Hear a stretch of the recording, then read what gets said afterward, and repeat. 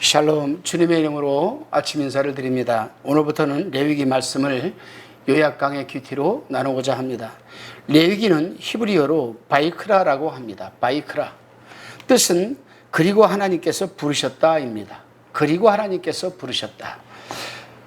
레위기는 히브리어 이름처럼 하나님께서 세상 속에서 구별되어 예배와 선교를 통해 거룩한 백성으로 살아가라는 방법을 담고 있는 것이 바로 레위기서입니다.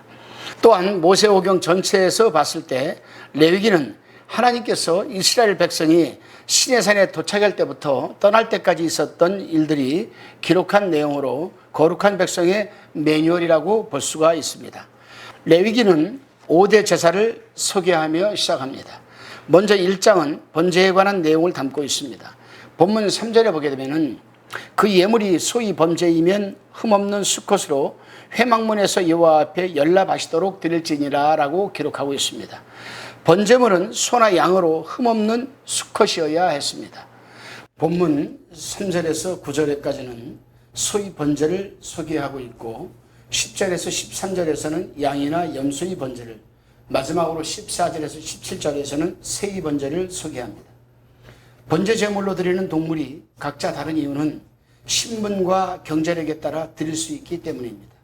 따라서 누구든지 마음만 먹으면 누구든지 번제를 드릴 수 있다라는 의미입니다.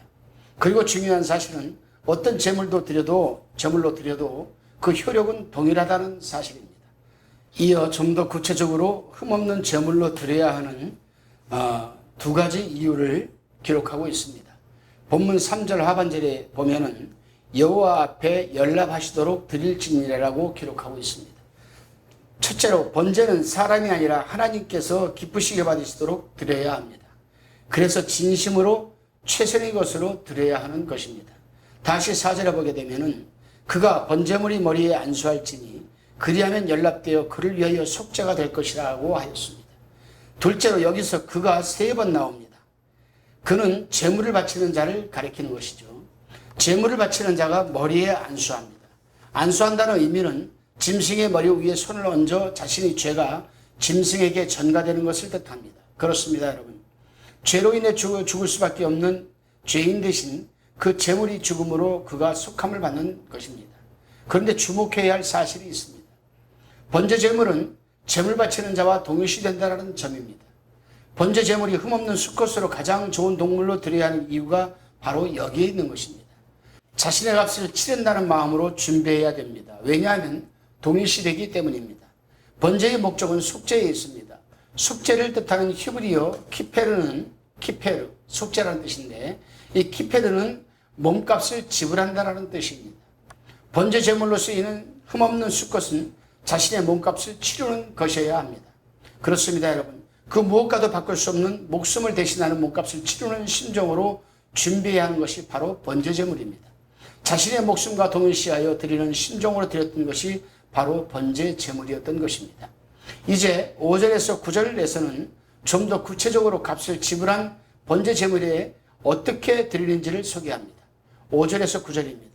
그는 여호와 앞에서 그 수송아지를 잡을 것이요 아론의 제사장들은 그 피를 가져다가 회막문 앞 단 3면에 뿌릴 것이며 그는 또 그 번제의 희생의 가죽을 벗기고 각을 뜰 것이요 제사장 아론의 자손들은 단 위에 불을 두고 불 위에 나무를 버려놓고 아론의 제사장들은 그 뜬 각과 머리와 기름을 단 윗불 위에 있는 나무에 버려놓을 것이며 그 내장과 정강이를 물로 씻을 것이요 제사장은 그 전부를 단 위에 불살라 번제를 삼을지니 이는 화제라 여호와께 향기로운 냄새니라. 아멘. 여기서 중요한 것은 제물을 바치는 이와 제사장 아론의 자손들의 역할이 구분된다라는 점입니다. 먼저 제물을 바치는 자는 직접 수송아지를 잡아 죽여야 합니다. 직접 가죽을 벗기고 각을 떠야 합니다. 그리고 직접 내장과 정강이를 물로 씻어야 합니다. 이 모두 제물을 바치는 자가 직접 해야 할 일입니다. 그리고 나서 제사장은 이미 죽은 제물의 피를 가져다가 회막문 앞 제단 사방에 뿌립니다. 제단 위에 불을 붙여 이미 뜬 각과 머리 그리고 기름을 버려놓습니다. 이미 물로 씻긴 내장과 정강이를 제단 위에 불살라 번제를 드립니다. 즉 제사장은 제물에 피를 뿌리고 이미 다 각으로 떠진 제물을 불 위에 올려 태우는 일만 하는 것입니다. 굳은 일은 모두 제물을 바치는 자의 몫이었습니다. 반면 피를 뿌리고 불에 태워드리는 일은 제사장의 일이었습니다. 번제를 이렇게 이해함에 있어서 중요한 사실은 다른 제사들과 다르게 번제는 모두 다 하나님께 드린다라는 점입니다. 인간의 것은 하나도 없습니다. 불로 모두 태워드리는 화제라는 점입니다. 그 이유는 번제 제물과 함께 제물 바치는 자가 온전히 속죄되기 때문입니다. 이를 통해 하나님께만 온전히 드리는 제사가 바로 번제, 우라라는 사실입니다. 오늘 본문을 통해 한 가지 함께 묵상해 보고자 하는 것이 있습니다. 번제를 통해 하나님께만 향기로운 냄새를 드린다는 것은 무엇을 뜻하는 것인가? 불로 태워 바치다. 이걸 우라라고 합니다. 우라. 그 향기를 하나님께로 올려 바친다. 이걸 히브리어로 우라라고 하는데, 먼저 번제를 드린다는 내 대전제는 죄와 부종으로 인해서 하나님과 이스라엘 백성이 바른 관계에 있지 못하다라는 점입니다. 즉 번제를 드린다는 것은 죄와 부종을 속죄하는데 그 목적이 있습니다. 그리고 번제를 드린 결과는 다시금 하나님과 이스라엘 백성이 바른 관계로 회복된다는 의미입니다. 그렇다면 여호와께 향기로운 냄새라는 뜻은 하나님과의 회복된 관계로 인해 다시금 향기로 인해 다가가고 싶다는 것입니다. 향기로 인해 기쁨이 넘치게 되었다는 뜻일 것입니다. 그렇습니다, 여러분. 오늘날도 우리가 예배를 드리면서 하나님께 내가 예배를 왜 드려야 하는가를 먼저 분명한 그 목적을 우리가 알고 예배를 드려야 됩니다. 우리가 하나님께 예배 드리는 것, 이 자체는 우리의 모든 것을 다 하나님께 바치는 겁니다. 행위입니다. 이걸 번제라고 합니다. 이유가, 목적이 무엇입니까? 바로 하나님과의 회복을 통해서 다시금 하나님 앞에 나아가고 싶다라는 그런 뜻이 의미가 담겨져 있습니다. 지난 한 주간 살아오면서 우리가 알게 모르게 죄를 짓고 허물을 드러내고 이 살아왔던 이 부분을 속죄받기 위해서 하나님 앞에 나아가서 나의 모든 것을 다 하나님께 드리는 행위, 이것이 바로 번제입니다. 근데 우리는 어떻습니까? 예배를 드리는 분명한 이유와 목적도 없이 예배 드리는 사람들이 있습니다. 이 부분을 우리는 한번 곰곰이 한번 살펴보고 생각해보고 또 돌아봐야 됩니다. 다윗이 밧세바와 동침한 이후 선지자 나단이 찾아왔습니다. 그리고 다윗이 숨기려 했던 것을 드러냈습니다. 그리고 다윗은 하나님 앞에 죄를 범했음을 자백합니다. 이 일로 말미암아 여호와의 원수가 크게 비방할 거리를 얻게 되고 밧세바와 동침하여 얻게 된 아이는 결국 죽고 말았습니다. 시편 51편을 통해 다윗은 다음과 같이 고백을 합니다. 주는 제사를 즐겨 아니하시나니 그렇지 않으면 내가 드렸을 것이라. 주는 번제를 기뻐 아니하시나이다. 하나님이 구하시는 제사는 상한 심령이라. 하나님이여 상하고 통회하는 마음을 주께서 메시치 아니하시리이다. 아멘. 다윗은 번제를 드리는 것보다 자기 마음이 상한 심령으로 하나님 앞에 나오는 이 부분을 지금 강조하고 있습니다. 다윗은 하나님 앞에 제사를 드릴 수가 없었습니다. 그 상한 심령으로, 죄를 지은 심령으로, 허물을 드러낸 심령으로 하나님 앞에 나와서 제사를 드릴 수가 없었다는 겁니다. 아니, 드렸다 할지라도 향기로운 냄새를 올려드리지 못했을 것입니다. 여전히 하나님 안에서 이전에 누리던 자유와 평화를 얻지 못했기 때문이었습니다. 하나님께 그 향기로 인해 다가가지 못했기 때문입니다. 숨기고 엄폐한 마음이 들킬까봐 두려워였기 때문입니다. 더 숨을 수밖에 없었을 것입니다. 더 이상 번제 제물은 자신과 동일시될 수 없었을 것입니다. 아까 말씀을 드렸습니다. 조금 전에 번제를 제물을 드리는 것은 자신의 목숨과 동일시되는 거기 때문에 자기의 모든 죄를 그 동물에게 전가시키는 그 행위로 그 동물 머리에 안수하고 그걸 태워 바쳐서 자신의 죄사함의 은총과 구속의 은혜를 받는 것이라고 말씀을 드렸습니다. 그런데 다윗이 죄를 짓고 상한 심령 안에서는 더 이상 그 제물이 안수할 수 아마 없었을 것이라고 생각을 했습니다. 더 이상 번제를 통해 향기로운 냄새를 드리지 못한다라고 생각을 했습니다. 그렇습니다, 여러분. 우리는 어떠한 예배를 드리고 있습니까? 주일에 내 생명만큼 소중한 시간과 물질을 구별하여 예배를 드리고 있습니까? 다윗처럼 상한 심령으로 통회하는 마음으로 예배드리기 원하는 간절함이 우리에게는 있을까요? 잊지 마시기를 바랍니다, 여러분. 누구든지 하나님께 예배드릴 수 있다는 것은 전적인 하나님의 은혜입니다. 예배를 통해 상한 심령도 통회하는 마음도 용서와 회복이 일어난다는 것 또한 하나님의 은혜입니다. 또한 범죄한 다윗이 가장 바랬던 것이 예배였음을 잊지 말아야 합니다. 도저히 흠없는 제물을 드릴 수 없는 자격도 조건도 없는 우리에게 먼저 찾아오셔서 믿음을 선물로 주시고 증인으로 살아갈 사명도 허락하신 하나님의 은혜를 기억하는 예배가 드려지시기를 주님의 이름으로 축원합니다. 그리하여 매주 향기로운 냄새를 올려드리는 예배로 인해 하나님의 은혜를 기억하며 선물로 주신 믿음에 감사하며 불안하고 치열한 현실 속에서도 끝까지 하나님께만 소망을 두고 살아가는 저와 여러분이 되시기를 부탁을 드립니다.